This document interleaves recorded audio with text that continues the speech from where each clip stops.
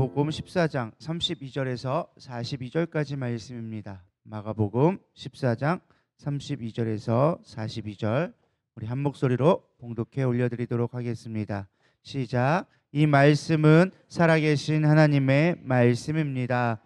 그들이 겟셋마네라 하는 곳에 이르매 예수께서 제자들에게 이르시되 내가 기도할 동안에 너희는 여기 앉아 있으라 하시고 베드로와 야고보와 요한을 데리고 가실새 심히 놀라시며 슬퍼하사 말씀하시되 내 마음이 심히 고민하여 죽게 되었으니 너희는 여기 머물러 깨어 있으라 하시고 조금 나아가사 땅에 엎드려 될 수 있는 대로 이때가 자기에게서 지나가기를 구하여 이르시되 아빠 아버지여 아버지께서는 모든 것이 가능하오니 이 잔을 내게서 옮기시옵소서. 그러나 나의 원대로 마시옵고 아버지의 원대로 하옵소서 하시고 돌아오사 제자들이 한 것을 보시고 베드로에게 말씀하시되 시몬아 자느냐 내가 1시간 더 깨어 있을 수 없더냐 시험에 들지 않게 깨어 있어 기도하라 마음에는 원이로되 육신이 약하도다 하시고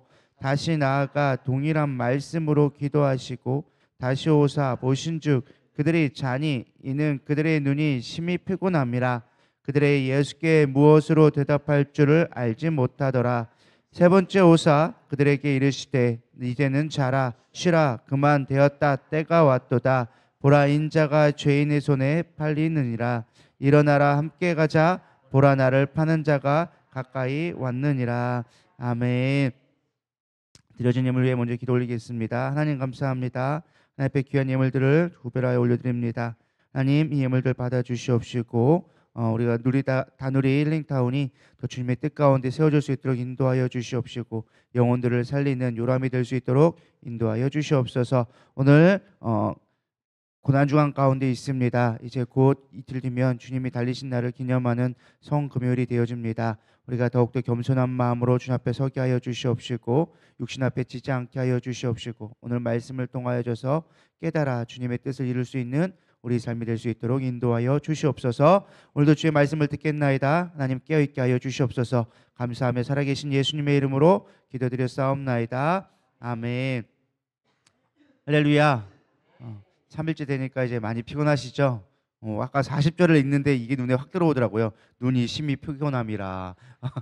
이 말씀이 눈에 확 들어와가지고 저도 읽다가 깜짝 놀랐는데 우리에게 피곤하시리라 생각되어집니다. 그래서 저는 오히려 3일째 되니까 아침에 그냥 눈이 떠지긴 하더라고요. 이제 조금씩 몸이 돼서 40분 전이니까 알림 울릴 때 됐는데 왜 안 울리지? 뭐 이러면서 이제 슬슬 이제 적응돼가고 있긴 한데 그래도 몸은 피곤한 것 같습니다. 그래서 우리 잘 이겨내시고 우리 마지막까지 승리할 수 있는 저 여러분 되기를 소망합니다. 우리 잠도 깰 겸 우리 옆 사람에게 인사하겠습니다. 승리합시다. 할 수 있습니다. 거룩해집시다. 할렐루야. 아멘. 우리의 믿음으로 잘 이겨내리라 믿습니다. 서로 격려할 때 별거 아닌 것 같아도 그것들이 힘이 되어지고 또 우리가 예배로 나아가리라 믿습니다. 어제 최후의 만찬에 이어서 오늘은 예수님이 겟셋마네 동산에서 마지막 기도하시는 모습을 보여주고 있습니다. 식사를 다 마치고 제자들과 함께 이제 겟셋마네 동산으로 올라가고 계시는데요. 아마도 제자들은 저녁 먹고 산책하러 가시나 보다 뭐 그런 생각으로 아마 3명 따라가게 되는 것을 보게 되어집니다. 베드로와 야고보와 요한이 함께 가게 되어지죠. 예수님의 수제자라고 불리는 자들을 데리고 예수님이 올라가게 되어집니다. 이 겟셋마네라는 뜻이 오일 여기 기름틀이라는 뜻이 있어요. 기름틀. 아침이라 제가 영어랑 막 헷갈리기 시작하네요. 기름틀이라는 뜻이 있는데 이게 집을 짜는 그것을 얘기할 때 겟셋마네라는 뜻을 갖고 있습니다. 올리브 나무의 숲인데요. 뭐 그렇게 막 엄청나게 빽빽한 숲은 아니고 그냥 작은 우리나라 뭐 제주도의 오름 정도 되는 그런 작은 동산에 이제 올리브 나무가 쭉 심겨져 있는 곳입니다. 근데 예수님이 그곳에서 이제 마지막 기도하실 때 이제 핏방울이 되기까지 기도하셨던 그 모습과 이 겟셋마네라는 동산에 주는 의미가 어느 정도 이제 일맥상통한다고 보게 되어집니다. 예수님이 이렇게 쥐어짜면서 기도했던 그런 것처럼 겟셋마네 동산이 그렇게 기름을 짜는 곳인데요. 예수님이 제자들에게 말씀하십니다. 예수님도 말을 잘하셨을 것 같아요. 내가 기도하는 동안에 여기 앉아 있으라 그랬거든요. 그랬더니 정말로 앉아 있다가 졸기밖에 안 했더라고요. 그래서 우리가 좀 그게 중요한 것 같습니다. 우리 신앙생활 할 때도 가만히 있으면 영적으로 줄 수밖에 없습니다. 뭔가를 하셔야 합니다. 우리가 항상 깨어 있어야 되고 늘 주님을 위해서 뭔가 일을 할 때 우리가 되는 것 같아요. 저도 새벽 예배 끝나고 아침에 운동 갔다 어제 왔거든요. 어제는 또 운동 갔다가 또 월요일 날은 제가 더 피곤하다고 못 해가지고 어제 조금 열심히 한다고 1시간 넘게 뭐 웨이트를 하고 달리기도 하고 그렇게 왔습니다.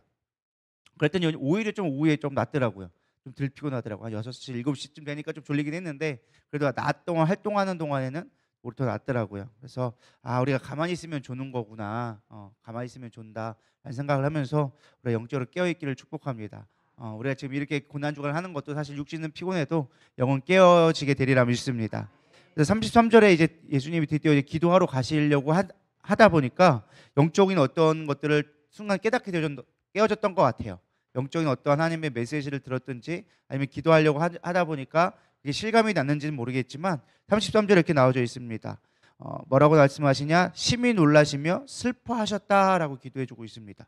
잘 올라가지고 내가 기도할 동안에 너희 여기 앉아있어 라고 하면서 하는데 막상 딱 기도하려고 하니까 영적인 막 눌림이 오는 거죠. 우리도 기도하려고 하면 이렇게 영적인 것들이 느껴지잖아요. 예수님도 그러셨던 것 같아요. 특별히 여기서 놀라시다라는 말을 또 살펴보면 극도로 놀라다, 당황하다 그런 뜻도 있지만은 한편으로는 공포에 질리다라는 뜻도 있더라고요. 쉽게 말해 예수님이 완전히 어떤 큰 두려움에 압도당하셨다라는 거예요. 또한 슬퍼하사라는 뜻도 그냥 슬퍼하다라는 뜻보다는요 떨어지다, 고립되다라는 뜻을 갖고 있어요. 그러니까 외로워서 오는 어떤 슬픔이 찾아오게 되어진 거죠. 그러니까 예수님은 앞으로 다가올 십자가에 대한 그 두려움이 확 오게 되어진 것입니다. 그래서 예수님은 혼자 기도하기 이것을 감당하기 어려우셔가지고 제자들에게 부탁을 합니다. 성경에서 거의 처음 있는 것 같아요. 내가 기도하러 갔고 습관을 따라 기도하셨던 그분인데 34절에 보면 내 마음이 심히 고민하여 죽게 되었으니 너는 여기 머물러 깨어있으라 하시고 라고 말씀하시는데요. 이 깨어있으라라는 말은요 단순히 잠자지 마 이런 뜻이 아니에요. 예수님이 이전에도 많이 사용하셨던 관용구적인 표현인데요. 마가복음 13장 33절에 보면 주의하여 깨어있으라 그때가 언제인지 알지 못함이라. 그 뒤에 이제 25절에 보면 그러므로 깨어있으라 집주인이 언제 올지는 혹 저물 때일지 밤중일지 다굴 때일지 새벽일지 너희는 알지 못한다. 또 37절에 보면 깨어있으라 내가 너에게 하는 이 모든 말을 사람들에게 하는 말이니라 하시니라. 그래서 모든 사람들에게 하신 말씀 중에 하나가 깨어있으라 라는 거였어요. 단순하게 깨어있으라는 게 무엇이냐? 기도해라 라는 의미를 갖고 있습니다. 그러니까 예수님이 제자들에게 마지막 하신 말씀은 너희들이 제발 기도해줘라. 내가 정말 죽게 되어졌다. 그전에는 예수님이 그게 부탁을 안 하셨거든요. 계속 그냥 혼자 기도하러 가시고 습관을 따라 가시고 그렇게 늘 그냥 기도하셨는데 사실은 이때만큼은 제자들에게 부탁을 하신 거예요. 이제는 너희들이 날 위해 좀 기도해 줄 때가 되어졌다. 좀 기도 좀 해줘라. 함께 기도해줘라 라고 부탁하신 것이죠. 저는 이 말씀을 잠시 묵상하면서 우리가 함께 기도하는 것이 얼마나 큰 능력인지, 예수님도 웬만하면 그냥 알아서 해결하셨을 건데 이때만큼은 부탁을 하셨던 것 같아요. 우리 함께 기도 좀 하라. 우리가 이 시간 기도하는 것들이 별거 아닌 것처럼 보여도 기도가 능력임을 여러분 믿으시기 바랍니다. 함께 기도할 때 환난과 고난을 이겨낼 수 있는 힘을 얻게 되어지는 것입니다. 기도하지 않는 것은 영적으로 잠들어 있다라는 뜻입니다. 그렇기 때문에 우리는 성도들이 옆에 있다, 교회 다닌다고 다 믿음이 있는 것이 아니에요. 교회 출석했다고, 예배 출석했다고 우리가 영적으로 다 깨어있는 것이 아니다라는 것입니다.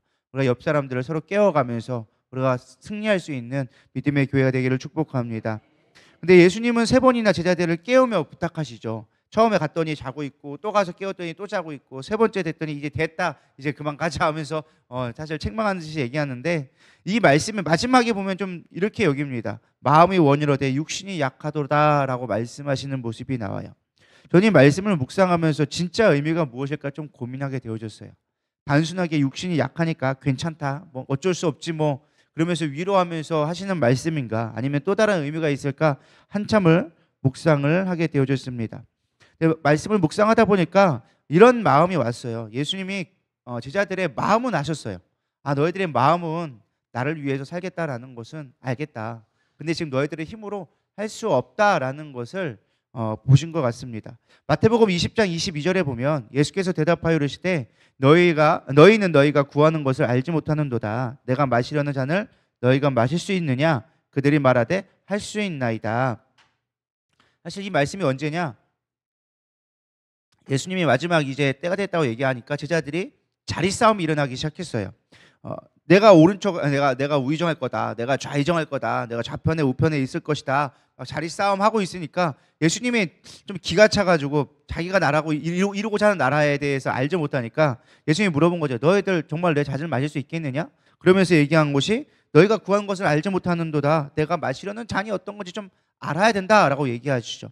그러자 너희들 제자들이 뭐라고 얘기하느냐? 주님, 우리 할 수 있습니다. 당연히 할 수 있죠. 라고 얘기하는 거예요. 예수님이 얘기한 건 십자가 질 수 있어? 너희들 죽을 수 있어? 라는 의미였는데 제자들은 네, 제가 우의정 할 수 있고요. 저의정 할 수 있어요. 당연히 우리는 그만한 능력이 있어요. 예수님이 이렇게 하셨는데 우리도 할 수 있죠. 이런 식으로 이 의미를 했다라는 것이죠.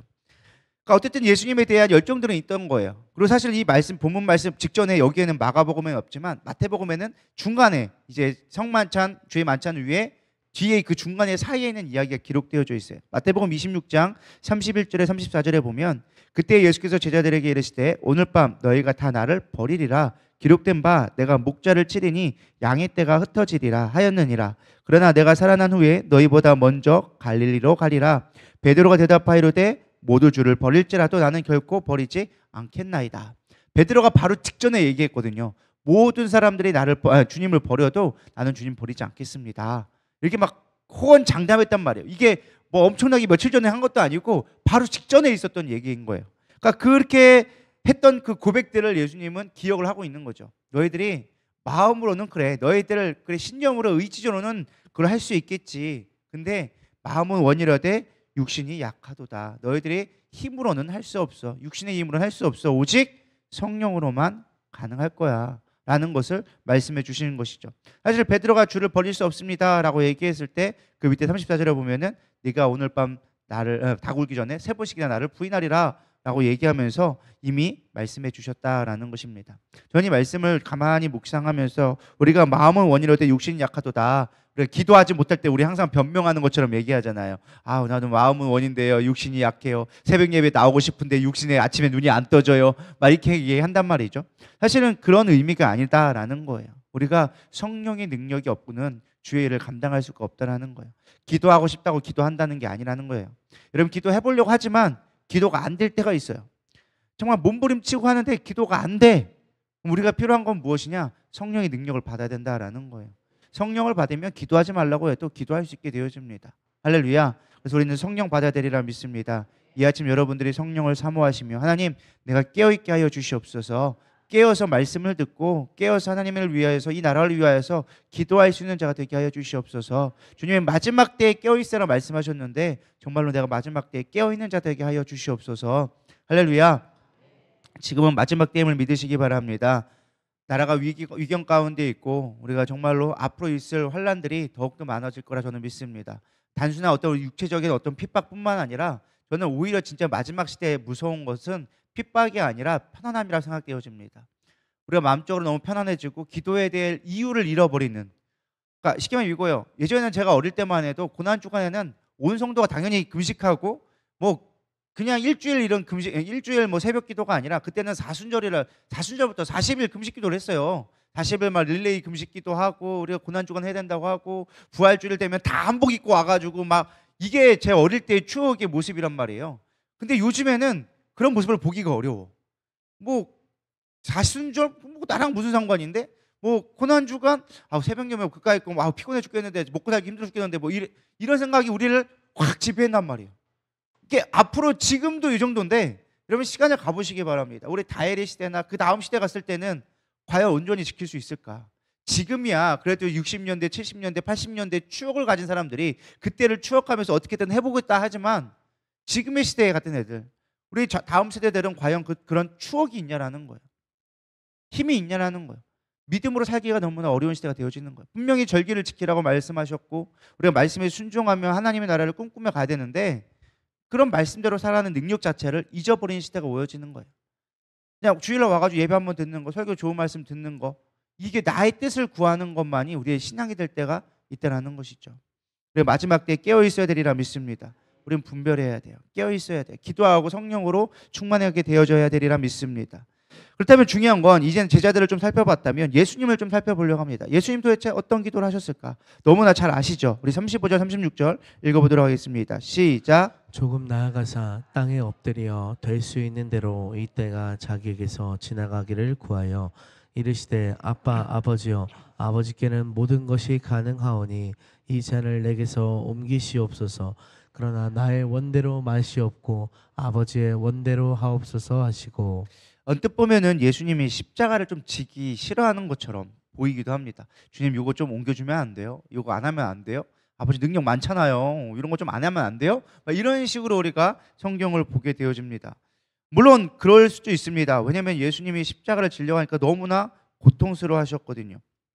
근데 사실은 예수님이 그동안의 사역을 보면 이것이 좀 약간은 안 맞습니다. 왜냐하면 예수님이 마태복음 20장 28절에 이미 인자가 온 것은 섬김을 받으려 함이 아니라 도리어 섬기려 하고 자기 목숨을 많은 사람의 대속물로 주려 함이니라.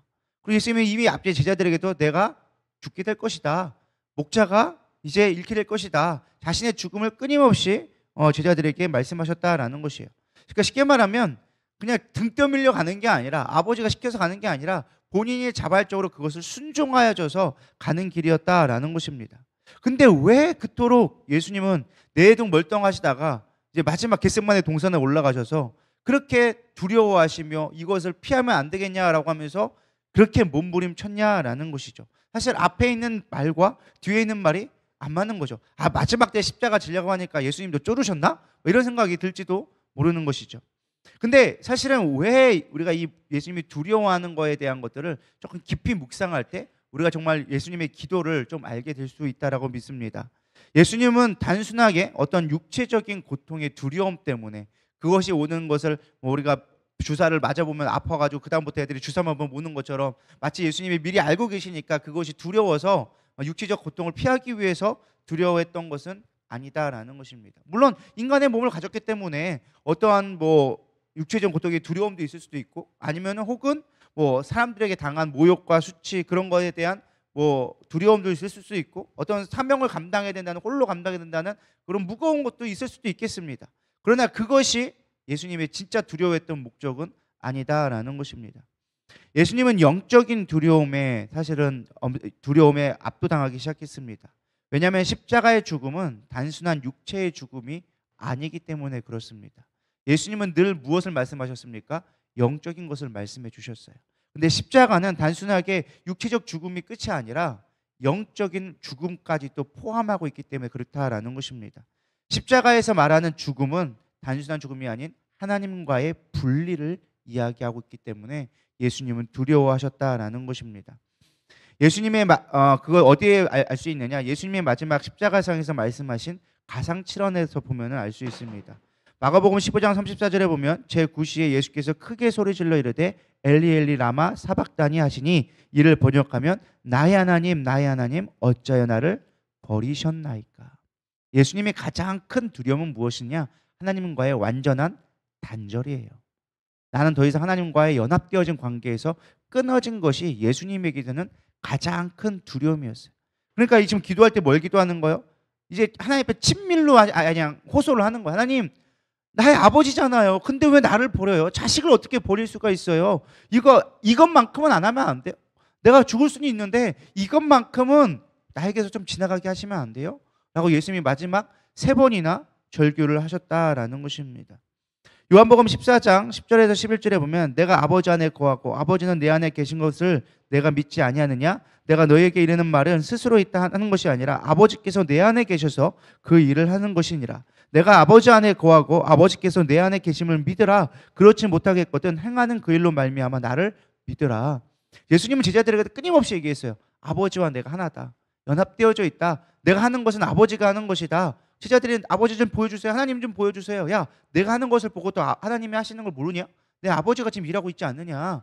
그렇게 말씀하실 정도로 늘 항시 연합되어져 있어요. 그것도 부족해가지고 늘 때가 되어지면 습관을 따라서 기도하러 가시면서 주님과 하나님과 더 친밀해지기 위해서 기도하셨던 분이다라는 것입니다. 그런데 온 인류를 위하여져서 십자가를 지심으로 제단의 아들이 마치 아브라함이 이삭을 바쳤던 것처럼, 그래서 아브라함의 믿음의 조상된 것은 딱 하나예요. 아버지의 마음을 알기 때문에, 하나님의 마음을 이해했기 때문에 왜? 자식 이삭을 바침으로 말미암아 그 자식까지 바칠 만한 그 슬픔을, 아버지의 고통을 깨달았기 때문에 하나님은 아브라함을 선택하셔가지고 민족의 믿음의 아버지로 대를 만들게 하신 거예요. 그러니까 우리가 정말 깨달아야 하는 건 이 십자가를 통해 봐야 될 건 단순하게 십자가의 고통이 아프겠지 이게 아니에요. 하나님은 우리를 향한 그 마음을 봐야 한다는 거예요. 죄인인 우리를 구원하기 위하여서 자기 아들의 그 간절한 울부짖음까지 또 외면해야 했던 하나님 아버지의 마음, 그것이 십자가가 가지고 있는 본질이다라는 것입니다. 우리는 우리의 믿음의 시작은 다른 데 있지 않습니다. 하나님 아버지의 마음을 아는 것이 시작이에요. 십자가 맸다고 내가 예수 잘 믿어, 이게 중요한 게 아니라는 거예요. 내가 십자가를 붙든다라는 것은 하나님 아버지의 마음을 아는 거예요. 그래서 성경에 보면 탕자의 비유도 그렇고 수없이 많이 이야기하는 것들이 아버지의 마음이에요. 얼마나 우리를 사랑하시는지, 죄인되어 구원할 가치 없는 우리를 위하여서 어떻게까지 하셨는지를 묵상하는 것이 우리가 이 고난 주간에 해야 될 부분이 아닌가라고 생각되어집니다. 사실 이 겟세마네 기도의 또 마지막 교훈은 무엇이냐? 순종입니다. 순종. 신앙생활하면 할수록 사실 진짜 어려운 것이 무엇이냐? 다른 게 아니에요. 바로 순종이에요. 그리스도 안에는 예만 있느니라 말씀하는데, 우리는 언젠가부터 사실은 신앙생활 하다 보면 예가 아니라 주님 이건 이건데요 라고 우리가 주님한테 우리 주님을 가르치려 할 때가 많이 있습니다. 이건 이렇지 않나요? 주님 이거 이렇게 되지 않나요? 라고 얘기할 때가 있는 것이죠. 저도 목회를 언젠가부터 목회를 하다 보면 내 생각, 내 계획이 점점 많아지는 것을 보게 되어집니다. 이때는 이걸 하면 돼, 이때는 저걸 하면 돼. 하나님의 뜻을 물어보는 것이 아니라 당연하다 생각되어지고 내 고집, 내 방법들을 더 고집하게 될 때가 많이 있습니다. 내가 원하는 것을 구하게 되고 내가 즐거운 것, 내가 얻고자 하는 것이 신앙의 목표가 될 때가 너무나 많이 있다라는 것이죠. 정말 주님이 원하시는 것, 내 뜻과 내 계획이 아니라 아버지의 뜻을 따르겠습니다 라고 하는 것이 우리가 주님을 통해서 주님의 마지막에 우리에게 가르쳐 주시는 교훈이 아닌가 생각되어집니다. 예수님이 3번이나 간절히 기도했던 것은 단순하게 죽음을 피하기 위한 것이 아니었습니다. 그것은 바로 감당할 수 있는 믿음을 달라고, 순종하게 해달라고 기도하셨다라는 것입니다. 우리가 기도해야 되는 목적은 하나님 나 이것 좀 이루게 해주세요, 이것 좀 내가 얻게 해주세요 라고 기도하는 것이 아니라 주님 내가 주님 뜻에 순종하게 해주세요, 주님의 뜻을 알게 해주세요. 내 뜻을 고집하는 것이 아니라 아버지가 원하는 것이 무엇인지 알아 순종할 수 있도록 나를 인도해 달라고 기도하는 것입니다. 오늘 이 아침에 여러분들 무엇을 기도하려고 이 자리에 나오셨습니까? 우리는 조금은 내려놓고 나의 방법과 나의 생각과 내가 원하는 것을 내려놓고 내 뜻대로 마옵시고 아버지의 뜻을 구할 수 있는 이 아침이 되기를 축복합니다. 여전히 내 육신에 속한 것 하나님 이제 내려놓고 주님의 마음, 아버지의 마음을 깨달아서 오늘 하루도 살아가겠습니다. 오늘 하루 그렇게 내가 순종해 보겠습니다. 우리 고백할 수 있기를 축복합니다. 우리 이 시간 겟세마네 동산에서 찬양하시면서 우리 기도로 나아가도록 하겠습니다.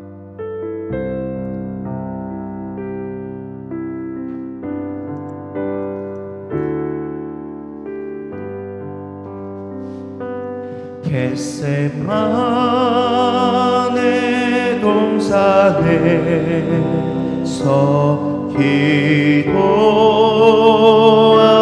기도하실 때 주님의 땀방울은 피로 변했네.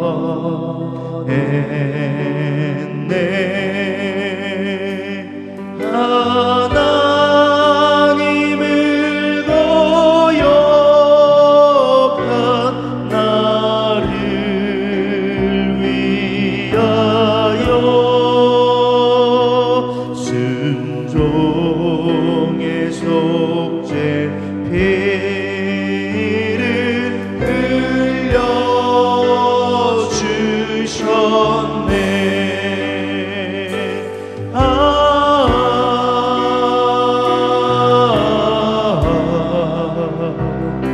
주의 사랑 깊고 크셔라. 내 영혼의 파도처럼 메아리 쳐오네.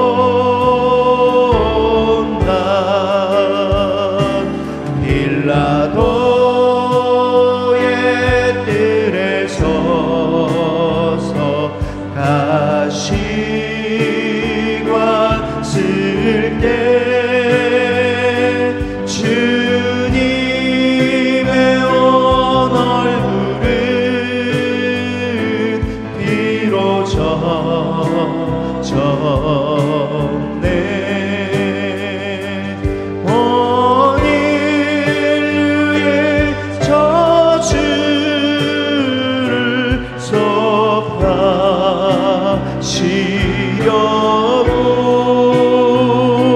저 주의 가시 채로 관을 쓰셨네.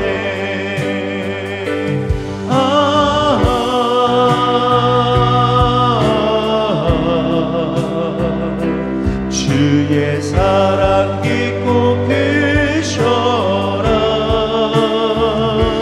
내 영혼의 파도처럼 메아리쳐온다.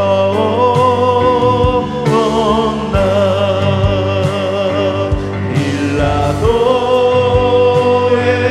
군인들이 내리채치게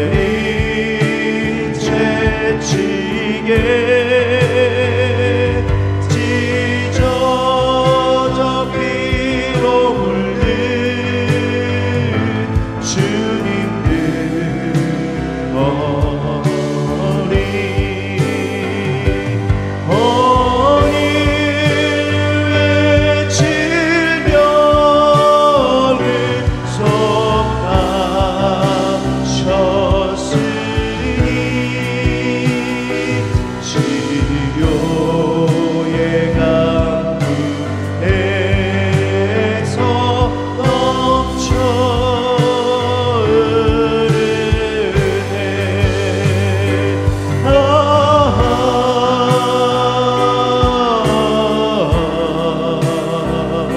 주의 사랑 깊고 크셔라. 내 영혼의 파도처럼 메아리쳐온다. 골고다의 십자가에 달리신 주님 손과 발 옆구리에 입은 상처로 온몸에 물과 피를 다 흘리셔서 멸망의 죽음에서 날 건지셨네.